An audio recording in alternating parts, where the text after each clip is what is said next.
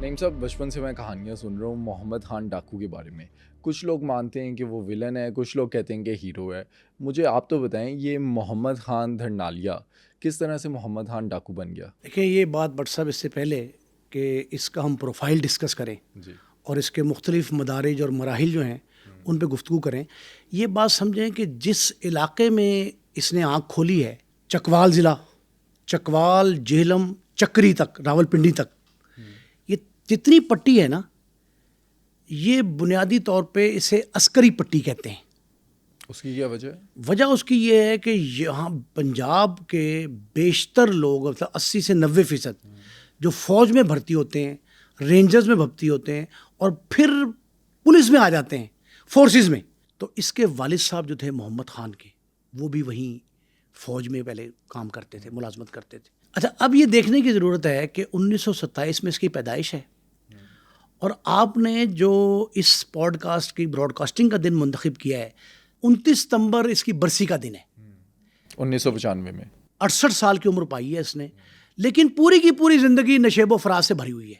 بعض آپ نے خود جملہ کہا ہے کہ بعض لوگ اسے ہیرو مانتے ہیں، بعض اسے ولن کہتے ہیں. پولیس، وڈیروں، سامراج، ان کے لیے یہ خوف کی علامت تھا.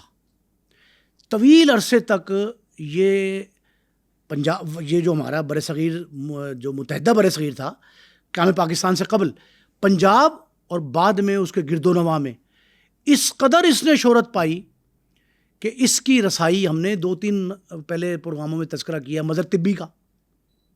پھر یہ جو اچھا شکر والا تھا، اس کے گورنر ہاؤس تک، ایوان صدر تک رسائی تھی. یہ محمد خان بھی اسی طرز کا ایک کریکٹر ہے جس نے پہلے گورنر ہاؤس، یعنی امیر محمد خان نواب آف کالا باغ، ان کے بطور گورنر مغربی پاکستان، اس کا گورنر ہاؤس میں اسی طرح آنا جانا تھا جس طرح اچھا شکر والے کا تھا. اس کا محمد خان دھرنالیا پورا نام تھا. اس کا ابتدا میں مڈل فیل تھا، پاس نہیں کر سکا، نمبر اچھے نہیں آئے. والد چونکہ فوجی تھا، اس کو انہوں نے فوج میں بھرتی کروا دیا. فوج میں بھرتی کے لیے اس دور میں اعلانات ہوتے تھے، قیام پاکستان سے قبل کی بات بتا رہا ہوں. اس دور میں اعلانات ہوتے تھے کہ آپ لوگ فوج میں آ جائیں. یہ فوج میں بھرتی ہو گیا. باپ نے 1946 کی بات ہے. 46 کی بات ہے، قیام پاکستان سے 1 سال قبل. 40 میں قرارداد منظور ہوتی ہے پاکستان کی، اور 40 سے 47 تک کا دور جو ہے نا، وہ قیام پاکستان کا ابتدائی ایام تھے، جس میں ہمیں مسلمان تاجروں کی ضرورت تھی، مسلمان سیاستدانوں کی ضرورت تھی، صنعت کاروں کی ضرورت تھی. اسی طرح افواج پاکستان میں بھرتی کے لیے، پاکستان کی افواج سمجھ لیں اس کو، 40 کے بعد کی، اس دور میں فوج کو بھرتی کرتا تھا ڈپٹی کمشنر، کور کمانڈر، وہاں کا لوکل کمانڈر، جی او سی جو بھی تھے. انہوں نے اعلان کیا فوج میں بھرتی کا. اس کے والد نے اس کو بھرتی کروا دیا. یہ فوج میں بھرتی ہوا، لیکن 1946 چونکہ تشکیل پاکستان کا عروج کا دور تھا، تحریک پاکستان عروج پہ تھی، تو اس کو لوگوں نے یہ بتایا، اس کے ساتھیوں نے، کہ ہم بھرتی تو ہو گئے ہیں مسلمان اس میں، لیکن یہ انگریزوں کی فوج ہے، یہ مسلمانوں کی فوج نہیں ہے. پاکستان بننے سے پہلے لوگوں میں شعور تو موجود تھا کہ ہم انگریز سے جان چھڑوانا چاہتے ہیں. مسلمان ایک الگ خطے کا، بالکل انڈیپینڈنٹ خطے کا مطالبہ کر رہے ہیں، تو وہ اس فوج میں جو انگریز کی فوج ہے، اس میں بھرتی ہو کے پورا نہیں ہو سکتا. تو ہمارے خیالات کسی جانب جا رہے ہوں گے اور عمل کسی جانب ہوگا.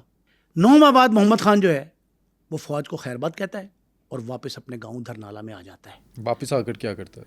واپس آ کر یہ اپنے بھائی، اس کے بھائی جو ہے نا، ان کو گردوں کا مسئلہ تھا، ہاشم خان ان کا نام.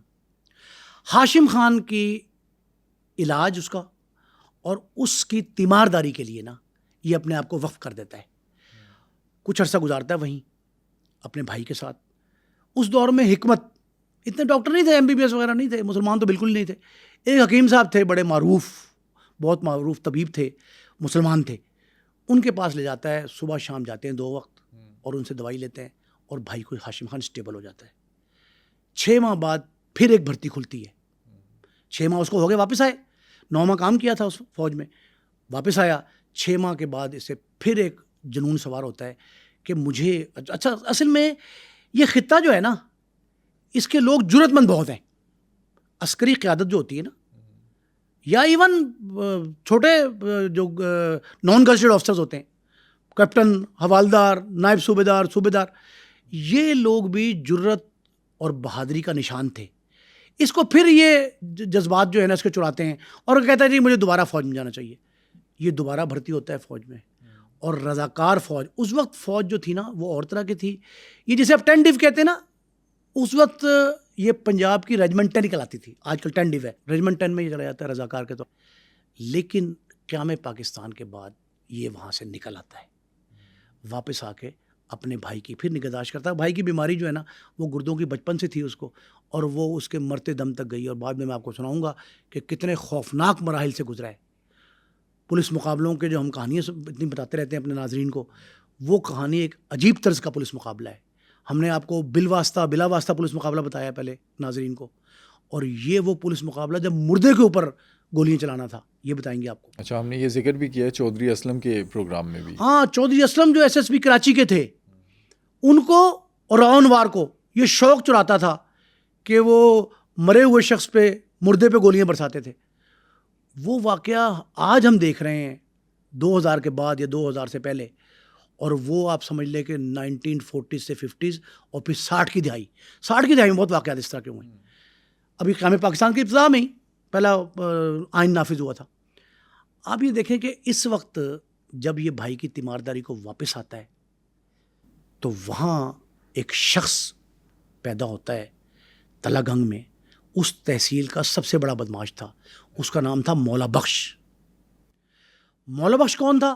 مولا بخش کا نام باقاعدہ خوف کی علامت تھا, اور یہ وہی مولا بخش ہے جس کے نام پر ایک تمثیل بن گئی کہ ٹیچر جو ہے بچے کو کہتا تھا ٹھیک ہوتا ہے یا مولا بخش لاؤں, وہ ڈنڈے کے طور پہ مولا بخش. اچھا, یہ مولا بخش کا لفظ جو ہے نا یہ اسی مولا بخش تلا گنگ کے رہائشی کی وجہ سے جو ہے مارز وجود میں آیا ہے. تو مولا بخش ایک خوف کی علامت تھا. اس نے مولا بخش کی چودراہٹ کو چیلنج کر دیا. مولا بخش نے ایک قتل ہو جاتا ہے شخص, اس کا عزیز تھا دھرنالا. مولا بخش بھی کوئی ڈکیت تھا؟ ڈکیت نہیں تھا, قاتل تھا وہ بہت بڑا. وہ کہتے ہیں کہ وہ گالی کی زبان میں گفتگو کرتا تھا. ایک گالی ہے, گال پنجابی میں کہتے ہیں نا, گالی کی زبان میں وہ گفتگو کرتا تھا. اور ہاتھ میں گنڈاسا ڈنڈا, بڑا گنڈاسا کہتے ہیں, بڑا ڈنڈا ہاتھ میں رکھتا تھا. اس خوفناک شخص کو اس نے للکارا. اس نے کہا یہ کون ہوتا ہے؟ اور بھائی کا بھی, حالانکہ بھائی کی تیمارداری کو بیٹھا ہوا یہ آ کے اور پریشان ہے. محمد خان نے اس پریشانی کے باوجود مولا بخش کو للکارا کہ تو کون ہوتا ہے, تو کس چیز کا چودراہٹ ہے. وہ قتل کا الزام لگتا ہے مولا بخش کے ساتھیوں پہ. قتل کس کا تھا؟ قتل اس کے عزیز کا تھا, کزن کا. لوگ بھائی بھی کہتے ہیں لیکن میرا خیال کزن تھا اس کا. محمد خان دھرنالے کا کزن تھا, وہ بھی دھرنالیا تھا. کہتے سب کو جو وہاں رہتے تھے وہاں سارے دھرنالیے. وہ دھرنالیے کے قتل کے بعد ایک پنچایت ہوتی ہے, مولا بخش اپنے ڈیرے پہ بلاتا ہے. مولا, اب یہ راوی جو بیان کرتے ہیں, جو ساری کہانی جنہوں نے سنائی ہے, ان کا یہ موقف ہے کہ اس پنچایت کو تسلیم کرنے سے انکار کر دیتا ہے محمد خان. اور وہ کہتا ہے کہ اچھا, وہ انکار کیوں کرتا ہے, وہ بھی ایک کہانی مجھے کسی ایک پرانے اخبار نویس نے بتائی ہے. وہ یہ جب اخبارات کا پرنٹ میڈیا کا دور تھا, اس دور کا ایک بزرگ ہے, ان بزرگ کا یہ کہنا ہے کہ اس پنچایت کو چیلنج اس نے اس لیے کیا کہ اس پنچایت میں پنچایتیوں نے, اس کے ساتھی جو تھے مولا بخش کے ساتھیوں نے اسے برا بھلا کہا, اس کو, اس کے باپ کو, اس کو اور اس کے باپ کو متون کیا. اس پہ اس نے کہا کہ میں تمہیں چھوڑوں گا نہیں, اور یہ دستی بموں سے حملہ آور ہوتا ہے. ہاشم خان بیمار, اس کا بھائی, سگا بھائی, وہ بیمار, یہ اور 15 ساتھی اس کے, جن کو تاریخ نے رضاکار لکھا ہے. رضاکار کون ہوتے ہیں؟ 2 طرح کے رضاکار. اچھا, پہلے دور میں نے آپ سے کہا کہ فوج میں بھرتی ہوتے تھے, آج آرڈرلی کانسٹیبل کہتے ہیں, اردری کانسٹیبل. اس وقت رضاکار کہتے تھے. رضاکار وہ شخص ہے جو آپ سے تنخواہ نہ مانگے, سٹائپنڈ لے لے, تنخواہ نہ مانگے, اور والنٹیئر کے طور پہ کام کرے, اور آپ اس ہائرارکی کا حصہ بھی ہوں فوج کا, لیکن نیم فوجی دستہ سمجھ لیں آپ. یہ نیم فوجی دستہ 2 طرح کا ہے. اس وقت 2 طرح کا تھا, اب نہیں ہے, اس وقت تھا 2 طرح کا. کیسا؟ ایک وہ دستہ جو پاکستان آرمی نے جس طرح محمد خان کو بھرتی کر لیا, اس کے والد کو بھرتی کیا تھا, یہ نیم فوجی دستہ سرکار کا. ایک رضاکار وہ تھے جو محمد خان نے اپنی فورس بنائی تھی. اچھا, اپنی فورس, اس کے رضاکار. اور کس پرپس کے لیے بنائی تھی؟ وہ پرپس اس کا یہ تھا کہ مولا بخش کو چیلنج کرے کہ مولا بخش تلا گنگ کا چکوال کا تھانے دار نہیں ہے, تھانے داری میرے پاس ہے. اچھا, یہ ابھی بھرتی دوسری بھرتی ہے اس کی رضاکار کے طور پہ ریجمنٹ 10 میں. ریجمنٹ 10 کے رضاکار کے طور پہ اس نے چیلنج کیا اور اس نے اپنے رضاکار بھرتی کر کے ایک پیرلل فورس کھڑی کر دی. اور یہ سارا 1950 کا واقعہ ہے. یہ 50s میں ہوا, ابھی 60s تک نہیں پہنچا. 60s میں بہت بدماش بن گیا تھا یہ. 50s میں اس نے جب یہ دیکھا کہ وہ ایک پنچایت کر رہا ہے اور میرے خلاف, میرے والد کے خلاف جو ہے وہ ہرزہ سرائی کرتا ہے, تو اس نے اپنے بھائی کو ساتھ لیا, 7 رضاکار 8-10 ملائے اور دستی بموں سے, رائفلوں سے, ڈنڈوں سے اور اینٹوں سے, پتھروں سے. وہ کہتے ہیں چھوٹے بچے جو تھے نا ان کے رضاکاروں کے, وہ پتھر ہاتھ میں تھامے نا, اس کے گھر پہ حملہ ہو رہے تھے مولا بخش کے. اور مولا بخش کے گھر پہ جا کے پتھراؤ کرتے ہیں, دستی بم پھینکتے ہیں. مولا بخش بچ جاتے ہیں یا مولا بخش بچ جاتا ہے؟ نہیں, وہ اس میں بچ جاتا ہے. 8-10 افراد جاں بحق ہوتے ہیں. اور یہ ضلع چکوال, صرف تلاگنگ تحصیل نہیں, تلاگنگ تحصیل چکوال کی سب سے بڑی تحصیل ہے. اس پورے ضلع میں سب سے بڑا سانحہ ہوتا ہے جسے سانحہ دھرنال کہتے ہیں. اچھا. آج بھی تاریخوں میں محفوظ ہے. یہ بندوں کو مارتا ہے اور اپنے بیمار بھائی کو لے کے جب مارنے کے بعد روپوش ہو جاتا ہے, نقل مکانی کر لیتا ہے. آپ سمجھ لیں نقل مکانی کرتا ہے, روپوشی نہیں ہے ابھی, نقل مکانی کرتا ہے اور اپنے ضلع چکوال سے متصل ضلع خوشاب کی ایک وادی میں آ جاتا ہے جس کا نام وادی سون ہے.